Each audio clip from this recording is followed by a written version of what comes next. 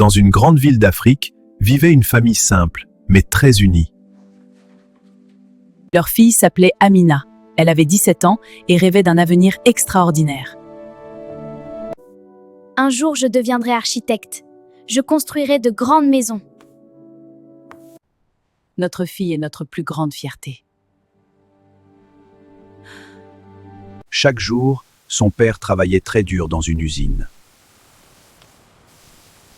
L'usine ferme, vous perdez votre emploi. Quoi? Non, c'est impossible! Ma fille, je ne peux plus payer ton université. Amina devait maintenant faire le choix le plus difficile de sa vie. Chérie, il y en a tellement, je suis inquiète. Je sais, les factures s'accumulent. On ne peut plus ignorer ça. On va trouver une solution. Les dettes s'accumulent. Je ne sais plus quoi faire. Mais dans cette même ville vivait un homme très riche.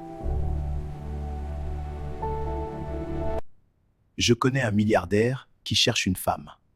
Vraiment? Si votre fille m'épouse, je prendrai soin de toute votre famille. S'il épouse Amina, il paiera toutes nos dettes. Mais à quel prix? Cet homme était l'un des milliardaires les plus puissants de la ville. Allô? Oui, je vous écoute. Mais derrière sa richesse se cachait un secret dangereux. Ils veulent me marier pour de l'argent. Cette nuit-là, Amina entendit une conversation qui brisa son cœur. Je sais, mais c'est si difficile. Je ne veux pas me marier, je veux devenir architecte. Tous ses rêves semblaient maintenant en danger. Nous avons trouvé un milliardaire qui veut t'épouser. C'est une opportunité incroyable. Quoi, je ne peux pas? Je ne veux pas me marier. Je veux finir mes études. Parfois, on doit se sacrifier pour sa famille. Le milliardaire arriva pour rencontrer Amina. Amina, ravi de vous rencontrer enfin. Le plaisir est pour moi, monsieur. Asseyons-nous. Dans son cœur, il pensait « Tu ne sais pas ce que je te réserve. » Cet homme a l'âge de mon père. C'est un milliardaire. Il paiera toutes vos dettes. Tu pourras continuer tes études après. D'accord, tante. D'accord, j'accepte de l'épouser. Une semaine plus tard, le mariage fut organisé dans une grande salle. Amina portait une magnifique robe blanche. Ils partirent ensuite pour 2 jours de lune de miel. Pendant leur lune de miel, le milliardaire montra à Amina un amour intense. Pendant ces 2 jours, Amina crut avoir trouvé le bonheur. Mais une fois de retour à la villa, tout changea. Je change le code de ton téléphone. C'est pour ta sécurité. Tu n'as plus besoin de parler à tes amis de l'université. La grande villa devint peu à peu une prison silencieuse. Les domestiques s'occupaient de tout, mais Amina restait seule. Le milliardaire partait le matin et revenait tard le soir. Pourquoi ne m'emmènes-tu jamais dans tes réceptions professionnelles? Ce n'est pas aussi simple, Amina. Ces réunions t'ennuieraient. Un soir, seule dans la grande villa, Amina faisait défiler les photos des événements professionnels de son mari. À côté de lui se tenait une dame élégante aux cheveux gris, presque du même âge que lui. Sous la photo, la légende disait « La femme du milliardaire ». Qui est cette femme? Dis-moi la vérité, qui est cette femme que j'ai vue avec toi dans les photos du gala? Amina attendait, ne dit rien. Son silence révélait toute la vérité. Dans ce silence lourd, Amina comprit qu'elle avait été trompée depuis le début. Et Amina n'était qu'une femme cachée qui la servait juste de couverture pour cacher ses crimes. Il passait des heures dans son bureau privé, un endroit interdit à Amina. Un jour, Amina entra dans ce bureau. Elle découvrit des documents étranges. Des comptes bancaires étrangers, des transactions louches. Nous cherchons votre mari. Ces transactions frauduleuses sont à votre nom.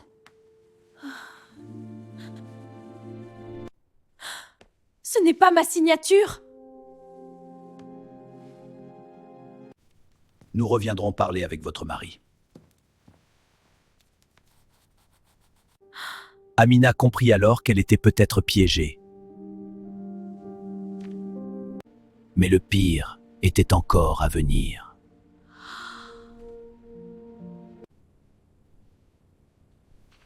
Aujourd'hui, des inspecteurs sont venus à la maison. Des inspecteurs? Oui, ils sont déjà en bas. Que veulent-ils? Je ne sais pas.